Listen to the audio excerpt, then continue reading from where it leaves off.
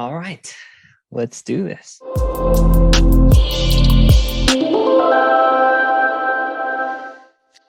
Hey everybody, it's Ian. It's time for another episode of Native Film Talk, and today we're going to talk about Dexter New Blood. Yes, Dexter New Blood has natives in it, and I was just as surprised as you were, and I couldn't be more excited to be doing this because I'm a massive Dexter fan, and I was stoked when I first heard that they were doing a mini-series about it, and I was just like, hey, they're going to try to fix the wrongdoings that they left us fans with when they ended the season, the original show, so poorly. And so I was ecstatic. And then I heard that Julia Jones was going to be in it, and I was like, is she going to be playing, an ambiguously, maybe an ethnically ambiguous person, or is she going to be playing a native person? And sure as shit, she plays a native person, a Seneca person from, the Seneca Res, even though where the location is, Iron Lake, is set in a fictional location. It is set next to the real Seneca Reservation in New York. And, this is Native Film Talk. For those of you that have never joined the show, never been a part of it, this show is dedicated to talking about Native representation in film and television. And I take an episode at a time and I dedicate it to a show or a TV or a movie. And I talk about the representation. I talk about the costume design, the acting, really more the writing, and then the acting, if it's acted by a native or a non-native person. Sometimes that's really important, sometimes it isn't. And in this case, I don't think it really is. I think you could have put ethnically ambiguous people in here and it would have been the same movie, frankly. But I'm glad they didn't. And I also talk about positives, negatives overall, just like what is that perception of native people in this show? Does it push the ball forward in the way that, hey, we're moving away from just stereotypes? Or did this kind of do the same as, basically Hollywood's been doing up until now and kind of reinforcing those same stereotypes about who native people are? And, spoiler alert for this, I'm going to spoil the plot, but also they do a pretty damn good job. They did not have a native writer. They did not have a native director. They did not have, on any of the episodes, they did not have a native producer. All they had was I say all, but they had native actors and they had a cultural consultant who was Seneca. And somehow they still did a great job. So, that's kind of my initial review. If you're interested in hearing more about that, hang around, talk about it. But this show is, I think overall, if you're a Dexter fan, you were okay with it. You were just happy to get more. I think the payoff was a little. I think we all thought it would be a little bit better, but at the same time, if you have not seen Dexter New Blood, I get it. This is another paywall. It's Showtime. I got the Hulu add-on, the Showtime add-on. So if you're not already on Showtime, I could understand you not wanting to pay the $5 or an extra a month just for this show.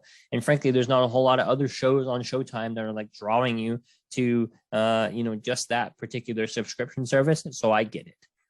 But I really encourage you to go check this one out, because if in terms of native representation, I was very surprised, pleasantly surprised. I thought it was going to be bad, and it wasn't.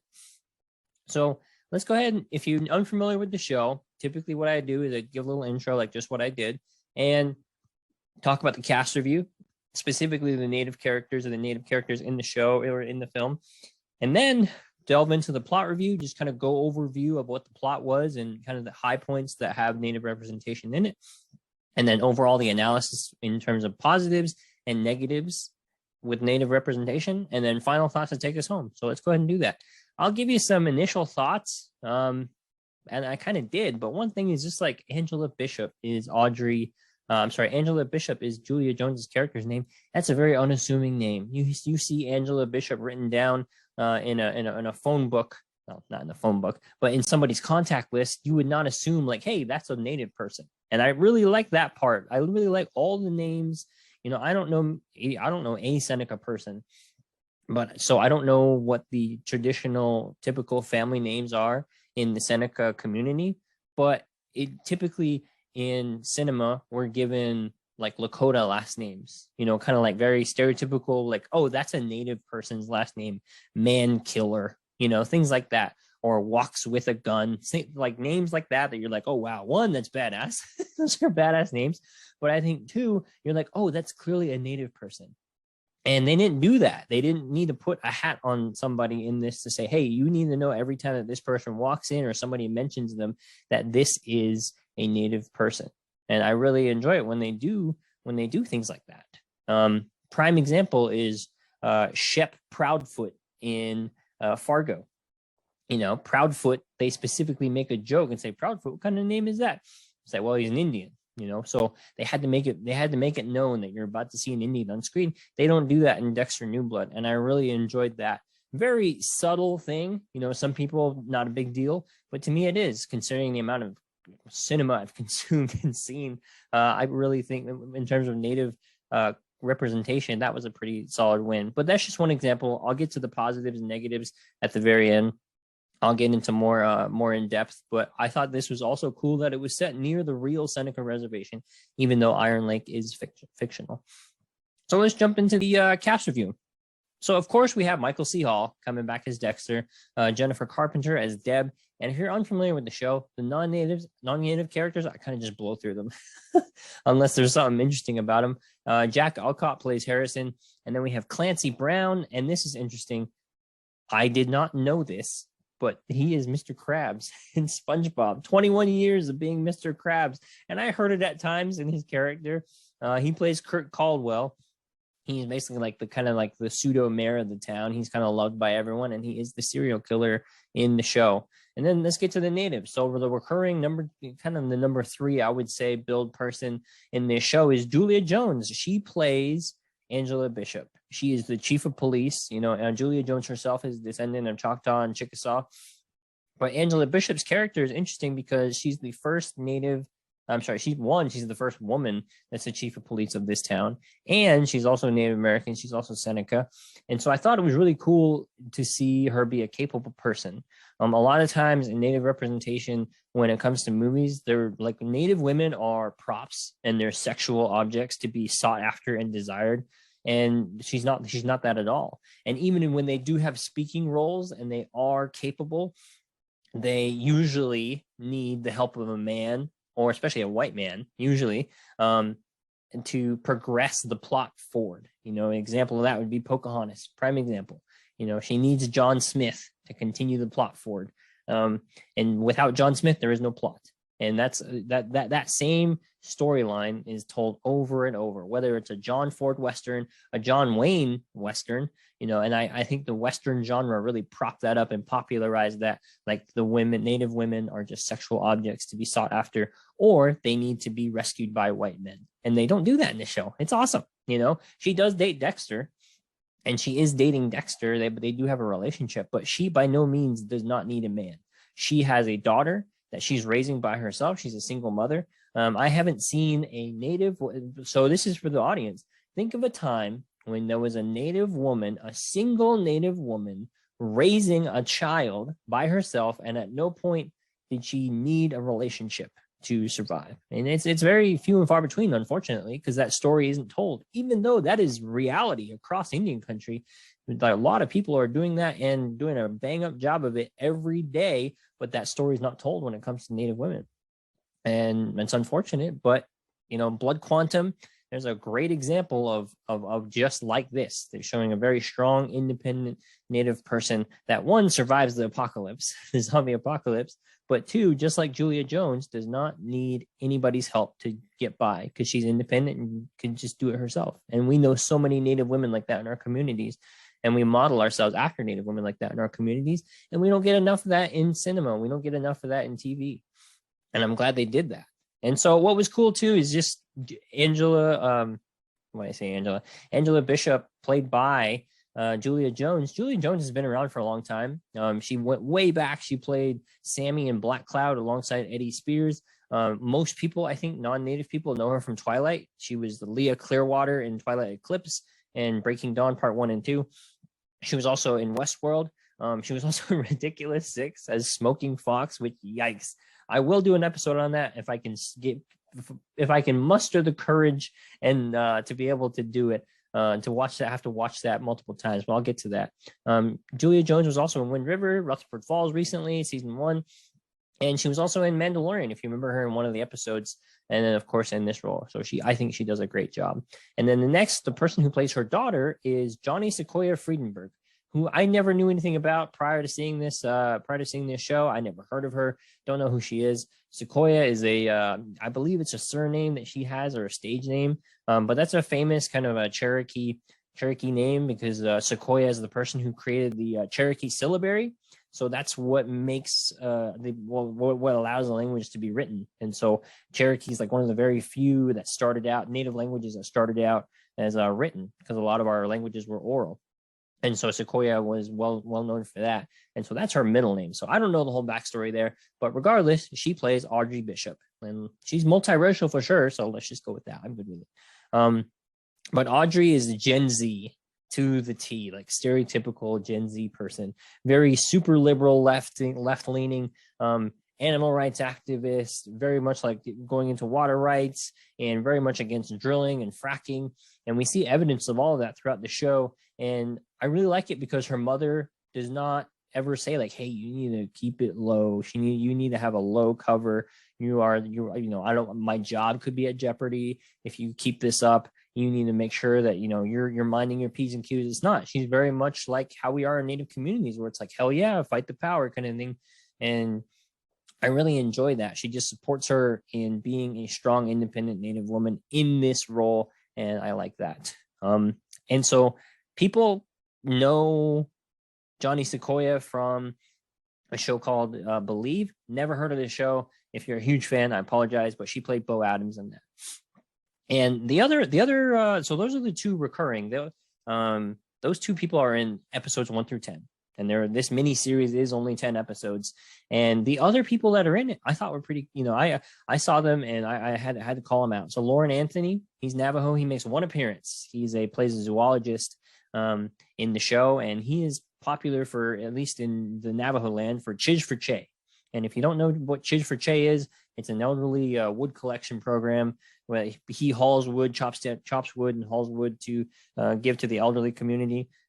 Because, in the Navajo Nation, the majority of the population there has wood burning stoves. And the older you get, you are less likely to be able to go out and get wood for yourself, whether it's inability to have a truck, inability to operate a chainsaw, inability to physically do the labor. And he coordinates and brings firewood to elderly in the community. So he does a great job. He's also an actor. And when I saw him in this, I'm like, hey, that's Chij for Che guy. I didn't know his name. It's Lauren Anthony, but that was pretty cool to see another Navajo guy in there. And then Pamela Matthews, she's Cree, and she plays Miriam. So Iris's mother in the show.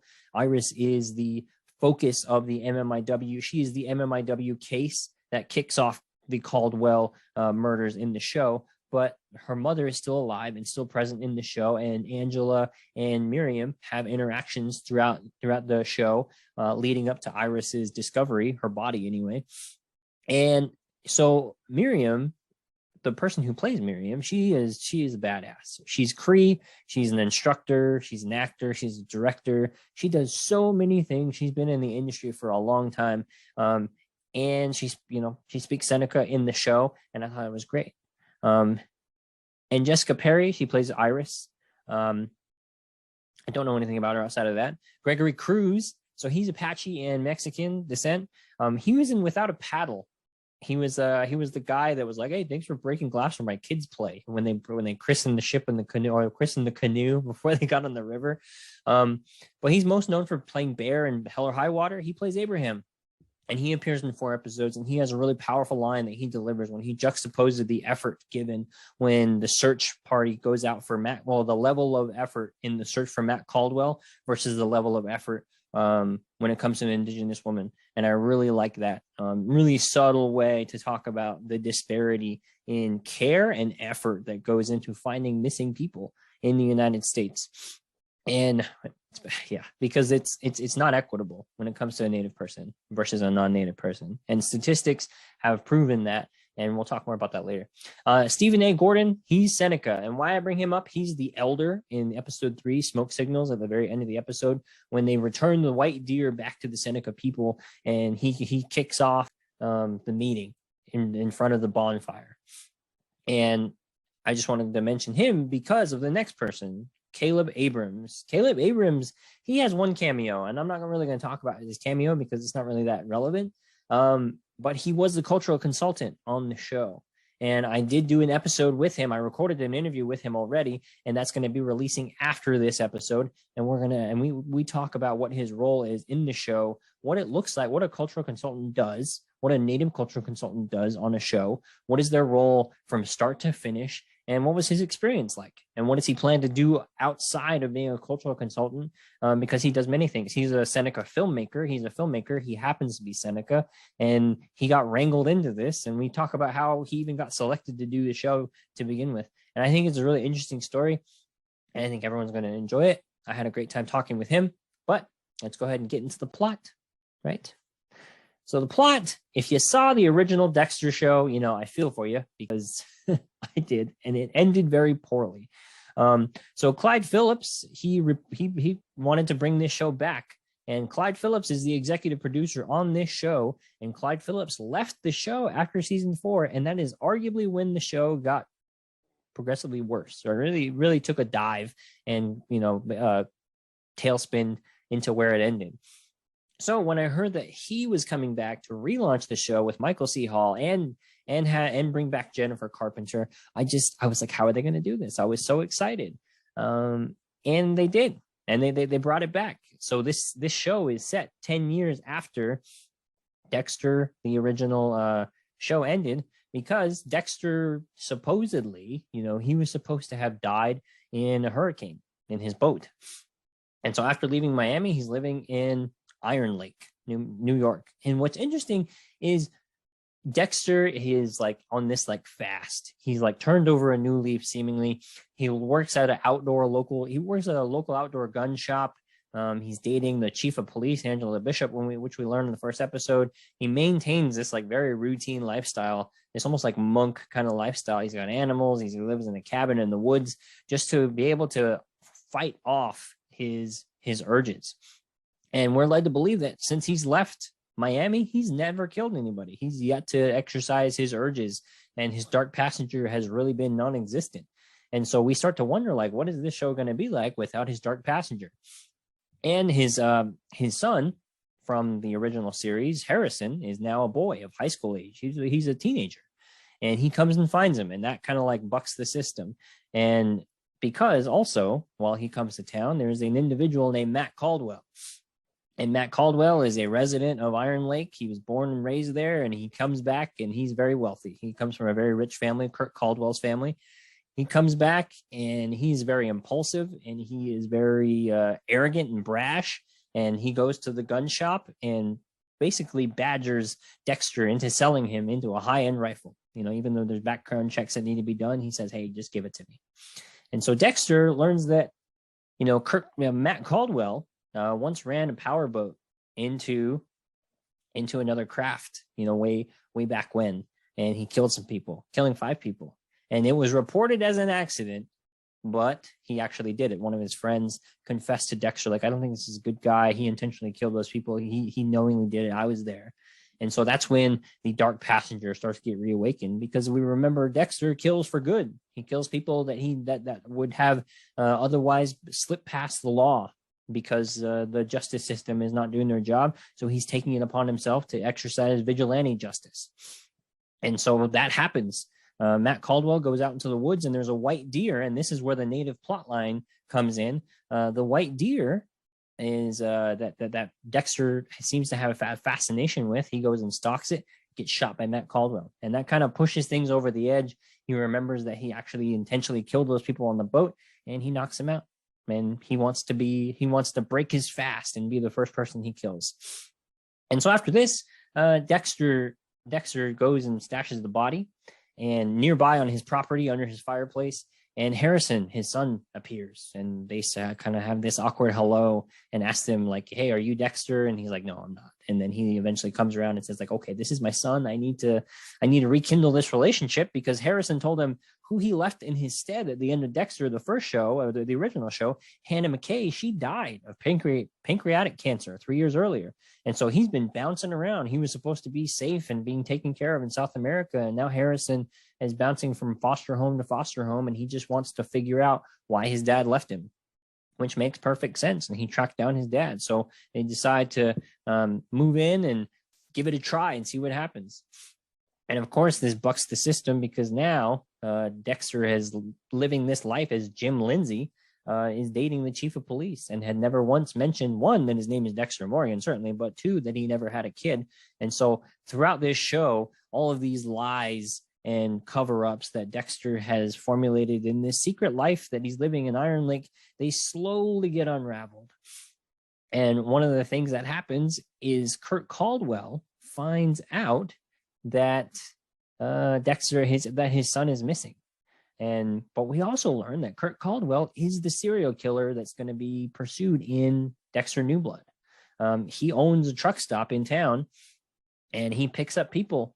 He picks up people that come through, and seemingly hitchhikers looking for help. He knows how to pick them. He's a serial killer. He knows when they're isolated, they're lonely, they're running away, they're helpless, and he specifically focuses on women.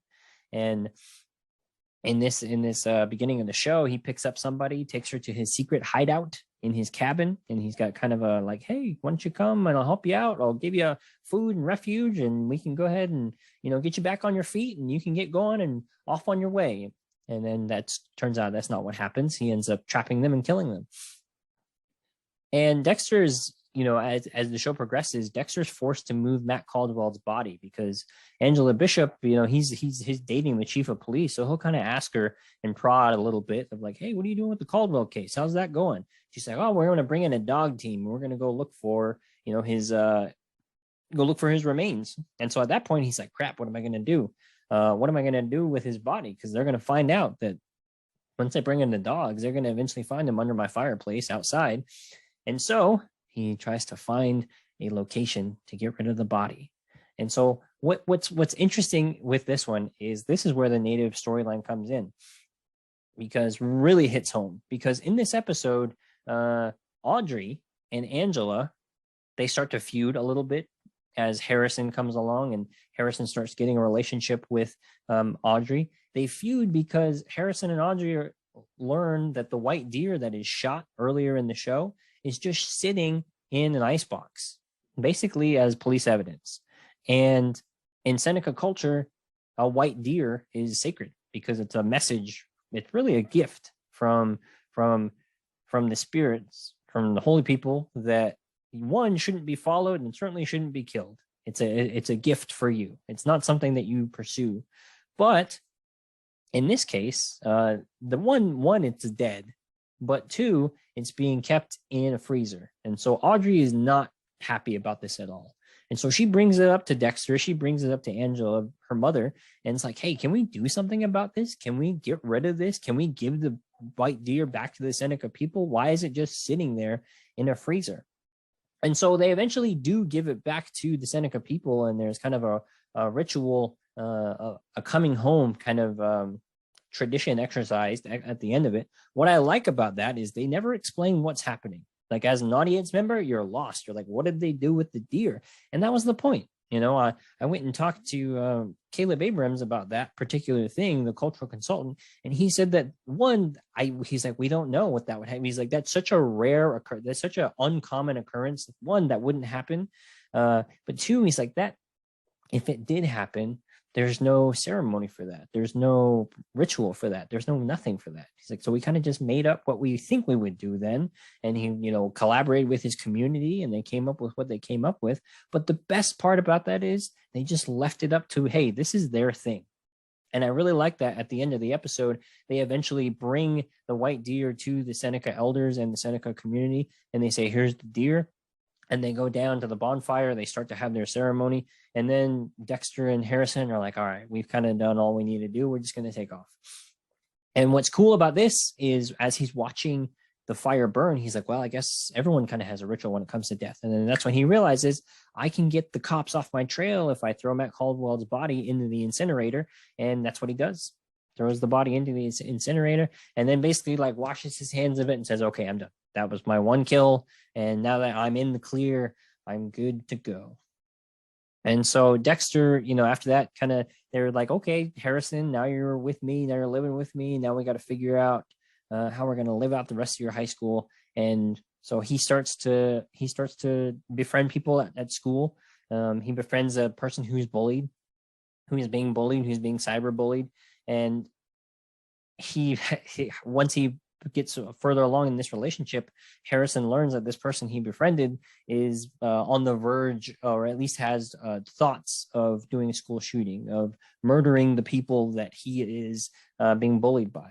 And so Harrison, because he's Dexter's son, if you remember in the original show, there's a letter penned to Hannah McKay saying like, hey, if Harrison ever has or shows instances or shows hints of these dark urges, you make sure to contact me. And I think this was the first glimpse of like, hey, he might have some dark urges, because he goes and stages a potential stabbing. He makes it seem like his friend tried to stab him, but really Harrison lashed out at him and really tried to do what Dexter does, and that's get rid of the bad people so no people can be hurt. And so that's kind of an interesting plotline that goes through, because it creates a division between Dexter and his son, because there's the level of mistrust that brews and continues to boil over.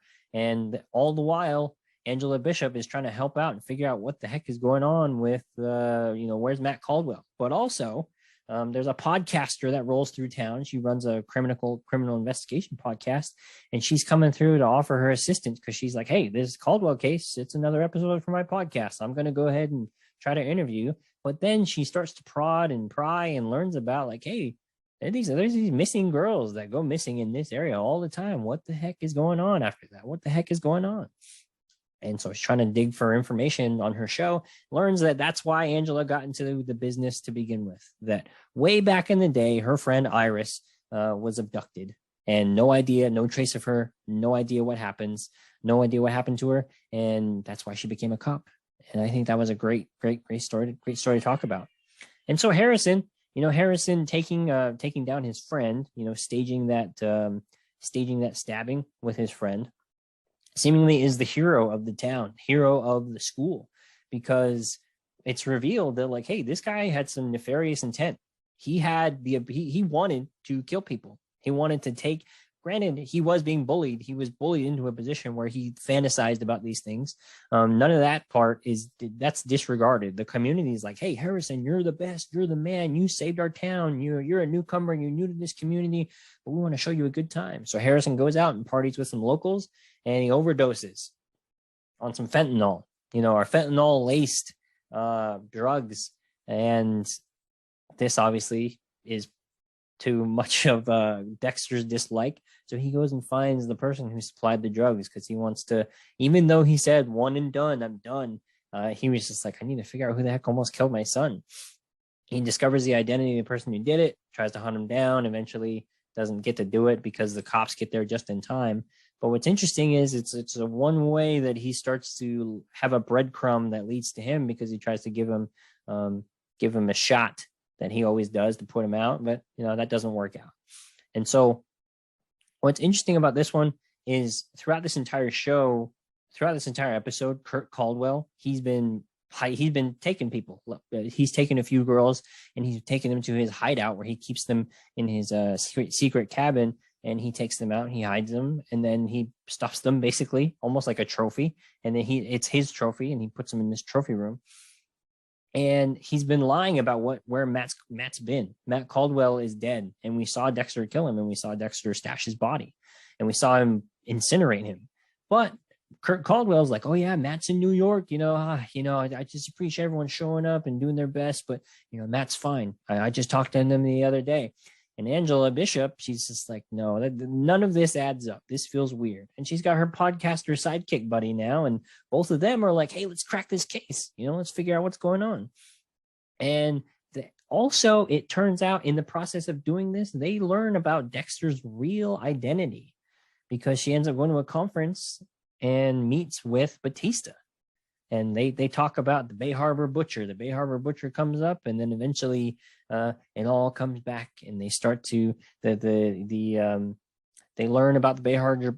Angela learns about the Bay Harbor Butcher, and she starts to connect some pieces, and then looks at an old report that leads to the forensic scientist being Dexter Morgan. She confronts him about it, and then at that point, the cat's out of the bag. Not only does he have a son, but he was also lying about his real identity, who he was, and now their relationship is strained. And Dexter also finds out that Kurt's the serial killer, and things are getting real messy in the show now. But at this point too, Angela, she goes to the caves because Kurt's like, hey, whatever you do, don't go to the caves. Up until that point, he wanted everyone to avoid the caves. He kind of alludes to it in his language. And Angela goes and checks out the caves, and she finds Iris's body, her friend, the missing, murdered Indigenous woman from early in the show, or that she mentions, and that was her friend from way back in the day in high school. She grew up with this person. They were both Seneca. They grew up on the res together. They were very close. Her death is the reason why she became a police officer. And she asks Dexter, like, hey, I don't need Jim Lindsay guy, whoever that guy was. I need an expert forensic expert cut to this scene right now to help me figure out what the hell happened.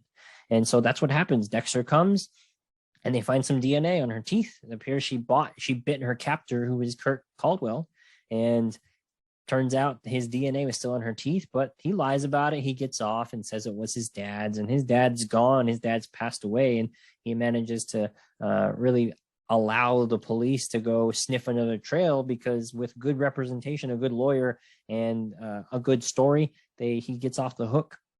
So at this point, Angela has it out for Kurt. She knows he was lying. She knows he had something to do with it, and potentially he is the one that's been killing the women in the town, but certainly Iris, her friend, the whole reason that she got into the police business to begin with.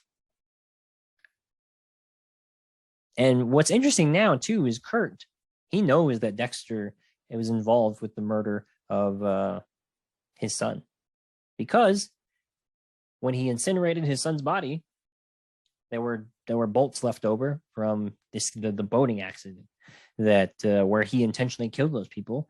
He had also messed up his leg pretty bad, to the point where they had to put titanium screws into his leg, and everything burned into ashes except for those screws. And so those screws are proof that Dexter was involved, because the night that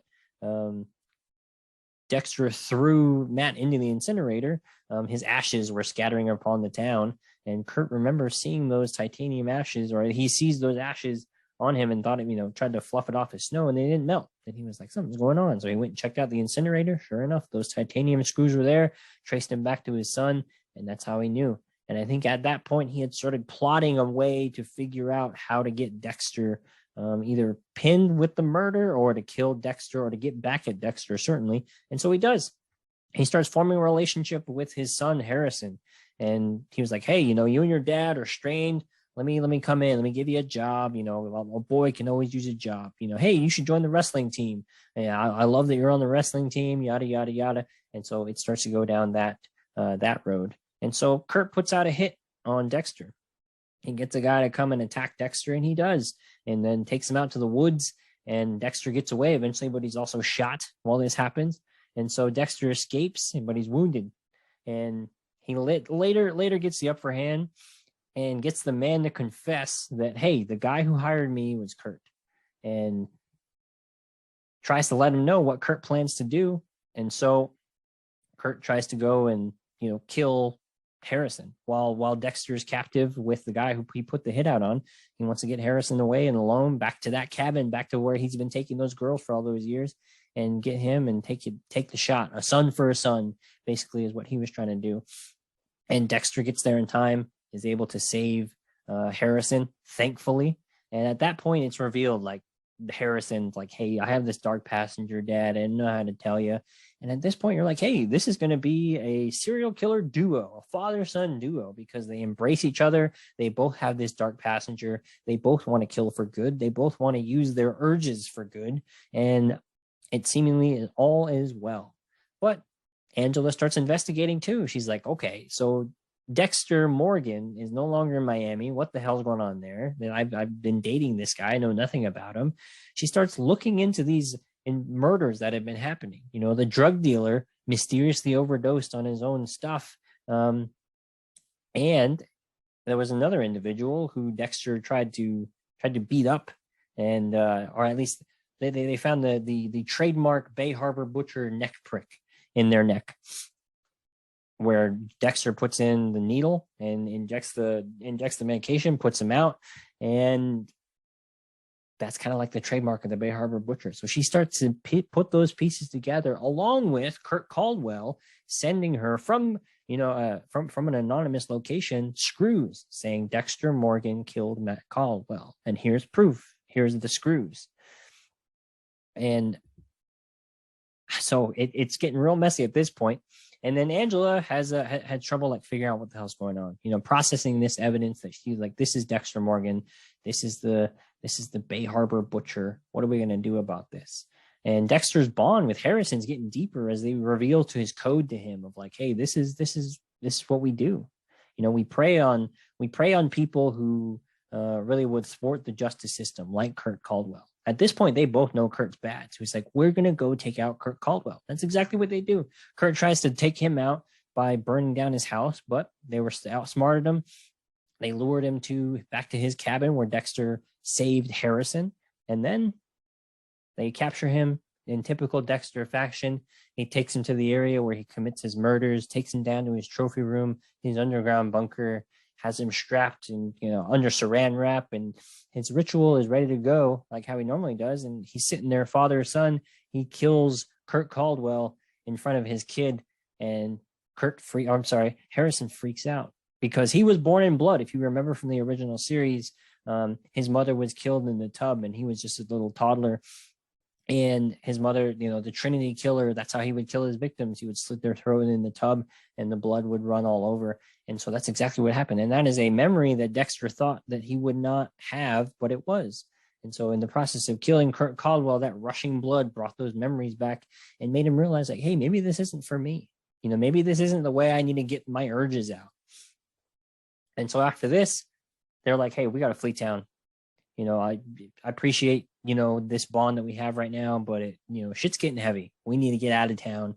And Angela puts all the pieces together and arrests Dexter Morgan before they could leave town. She says, you're under the arrest for Matt Caldwell, because from the grave, Kurt had the wherewithal to send those screws to note that, hey, Jim Lindsay killed Matt. And so Angela arrests him. Dexter goes to the police station. And Dexter, to get Angela away from the location, to get Angela Bishop away from the police station, he says, like, hey, I know all about Kurt Caldwell. I know all about his killings. I know where he keeps his bodies. I know. And here's the location, and you can do that right now. And so she's just like, oh, fuck. I can go and the mystery of what happened to Iris can finally be solved. And so that's what happens. She leaves the police station. It's a small police station. They're a police force of 2. So it's just her deputy left there with Dexter, and Dexter takes him out. And that's Harrison's wrestling coach, Logan. Dexter kills Logan. He flees to get to the getaway location that Harrison and him had planned out. And when they get there, Angela realizes, like, oh my God, okay, let me just verify. She calls Logan, come in. I found the bunker. I found where Kurt Caldwell's keeping all these bodies, and he's gone. And so she realizes, like, oh, fuck, Dexter's probably gone. Dexter probably fled town. So the search for Dexter begins. But at this point, Dexter and Harrison are on their own.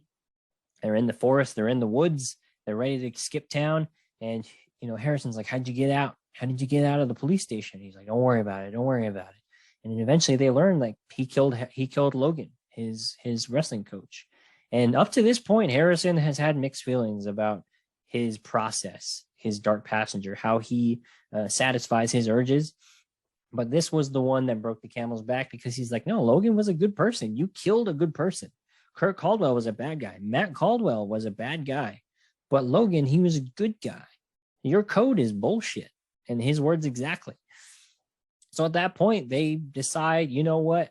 Like a rabid dog, the best thing you can do is save me from myself. And I personally did not like this. But, the way they executed it was beautiful, because Harrison, is the one to take out his father. And it's done out of love, because he's like, I know that this is the only way that both of us can be free, that Harrison has the ability to get out and live the life on his own, knowing he had a father that loved him, knowing that he didn't want to abandon him. He just had to because of his situation, because of the fact that he was the Bay Harbor Butcher, and because of the fact that he had to protect his son also. And so he kills him. He kills his son, and Dexter is no more. But what's interesting is as soon as the killing happens, Angela's hot on the trail because she's been trying to catch Dexter because he escaped from jail. And and what was interesting is Angela has always been this like moral by the book person, like moral code by the book person. And in this moment, she makes the judgment call of like, okay, Harrison, here's some cash. Take that truck, take your dad's truck, and get the hell out of here. I'll say that I killed Dexter Morgan, that I found the Bay Harbor butcher, that I found the person who killed Matt Caldwell, and you can go and get out of here, and you start your life somewhere else. You live a life. And that was pretty cool way to end the show, because also as Harrison's leaving, he's driving off, he rereads the letter that Hannah McKay was given in the original Dexter series, seemingly relieved and unburdened. And he's like, hey, I'm free from this now. I can go live a life that I want to live. And, I came to Iron Lake to answer these questions, and I did. So that's basically the whole plot. Ian, where are the natives? You talked for 40 minutes on this show, and I didn't hear any natives.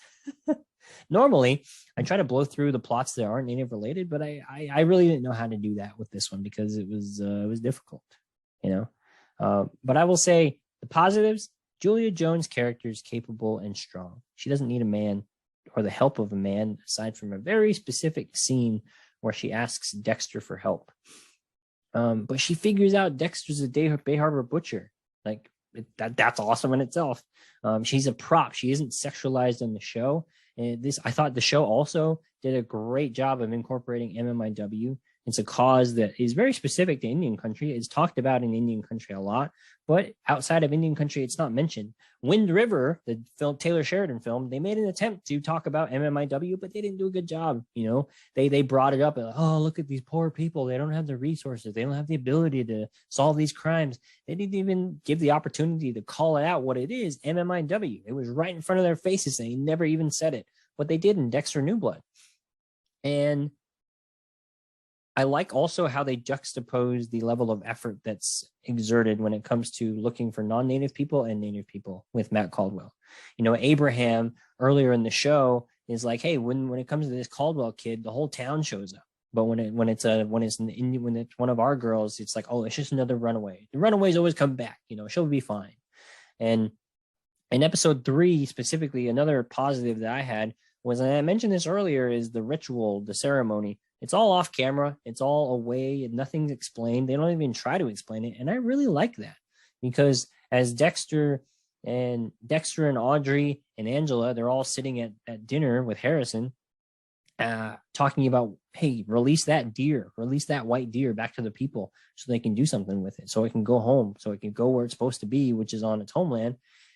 I like that as they're about to explain, because Angela Bishop's like, okay, so what are they going to do with it? And Audrey's like, okay, so what they told me was, and as they're about to explain in detail what they're going to do with it, it fades to an inner monologue from Dexter.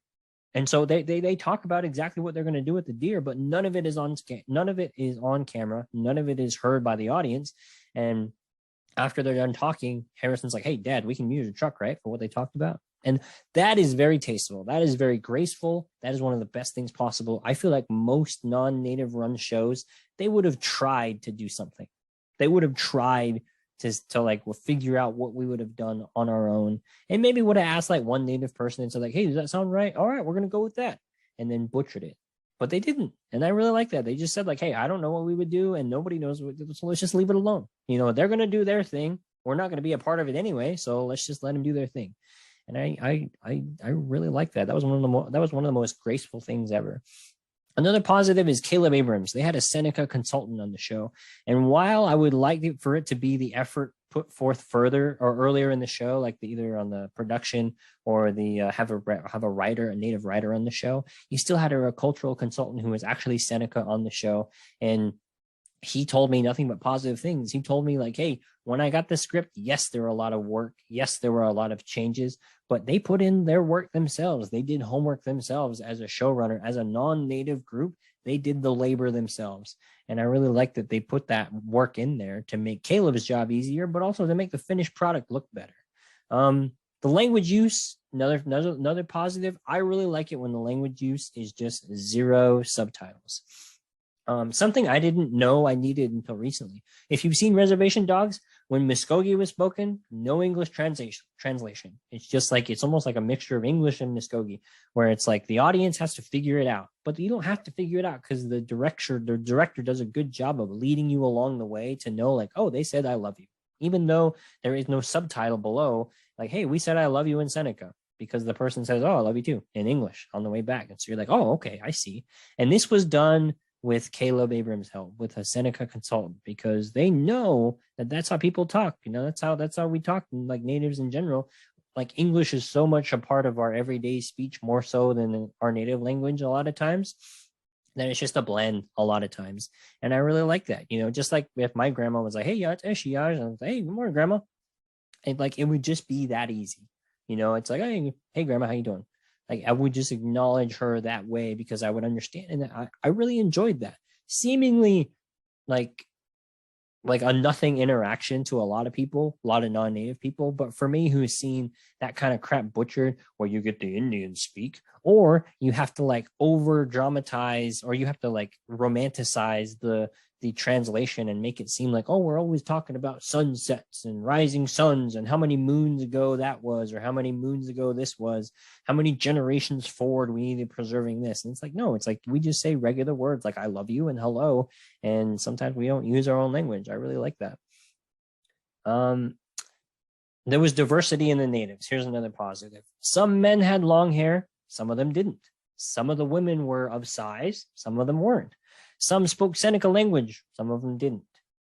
Even in the way they looked, like not everybody, if you saw those, if you lined up all the native people, all the native characters in the show, you would have maybe picked out a few that look native. You know what I mean?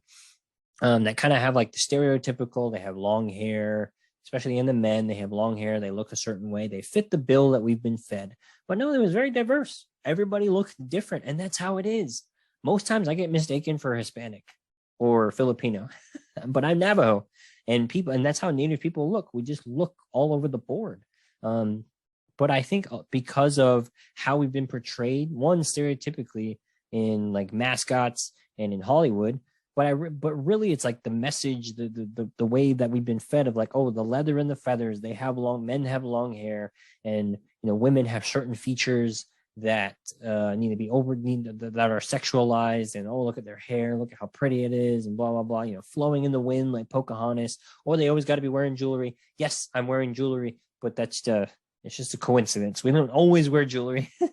But typically that's what happens, is like, hey, let's make sure we put a hat with a feather on this person. Well, let's put a beaded vest on them so the audience knows that they're native. It's like, no, in this show, they were just regular people walking around, and that's what we are. And non-native run shows are getting better at that. You know, Grey's Anatomy, for all of my criticism on their tradition episode, they did a good job of just presenting native people for how they look. Same thing with Resident Alien. They do a bang-up job in that show, and I encourage everybody to go check those two out. And I would say the last positive that I talk about with Angela Bishop's character, she's a badass. I mean, she captured the Bay Harbor Butcher. It was a woman, a native woman, that did this. So she was not helpless. She didn't need the help of somebody. While that is a positive, I will say there's a test. There's an ILA test. So there's a native writer. She came up with this test called the ILA test, where there are 3 things that a native woman in film needs to be able to pass to be basically a competent woman, because native women are never presented. It's very seldom, I should say, that they're presented in a manner that they would pass this test. And I'll show you these tests. The test is 3 things. Is she an indigenous woman who is the main character? And in this case, yes. And then number 2 is, who does not fall in love with a white man? In this case, she does. And does not end up raped or murdered at any point in the story. And what's crazy is you would be hard pressed to find a native woman that fits those 3 things. If they're a indigenous person who is the main character, does not fall in love with a white man, and does not end up raped or murdered at any point in the story, it blows my mind how few instances there are of that. And in this one, as great as Angela Bishop's character was, she does not pass the Isla test because she falls in love with a white man, you know. But in this case, it wasn't a hindrance. I think most times when that test is failed, it's usually because they take on the relationship with that person as a way of like survival. In this case, it wasn't like that at all. But another negative, there were no native writers on the show. While I think the product was still good, I think it could have been much better if it had native writers on the show. And my conversation with Caleb, you know, we talk about just that, how much better the show could have been with a native writer. So he had at least like the ideas were given to him also came from a native person. So he wasn't like, trying to like reverse engineer some of the stuff that they had already created, even though there was labor put into it to make it good. No native casting agents. I feel like you're going to have a Seneca reservation. You got to have more than one actual Seneca speaking role in the show. That's just for me because we're spoiled now. We've seen Rutherford Falls. We've seen Reservation Dogs. We've seen shows do it right where you get people that know how to cast native people and they cast native people that, hey, one are new that deserve shots at these roles. They don't just pull from the same Rolodex of like, hey, these are the Indians that we cast in these roles. But I just think it would have been cool to have more Seneca people involved in the show. Another negative is there just wasn't enough natives in the show. The first 3 episodes, there was a lot of native representation to the point where I was really excited. I'm like, man, there's a lot of natives in this show. And after kind of the white deer was returned, it was kind of that was about it in terms of native representation. And then in episode Skin of Her Teeth, we learned how Iris's body disappeared, how Kurt Caldwell had killed her. Also, when they discover her body, there's it's very clear that that's Iris's body. And then they go and tell Miriam, her mother, about her death and about that they found her body rather. And that's about it. That's kind of all the native representation. I feel like they did a good job. That's why it's a negative for me. They did a good job with what they had, and I just wanted to see more because it's like shit. It's so hard, few and far between to find that, and I was just really relieved to see that happen. And I just love it. I just love it. So, final thoughts. Dexter New Blood was a surprise. It was very much a surprise. I was not expecting to like this show as much as I did in terms of native representation, but it was great. It was a pleasant surprise. Very much like Resident Alien. If you have not seen the sci-fi show, go check that show out. I really like the cultural consultant, Caleb Abrams, one, because he's friend of the show now. He came on, but I really applaud the work that he put into it, and it shows on screen. Because I did an episode on Grey's Anatomy traditions previously, and that was not good. I mean, overall, it was very romanticized.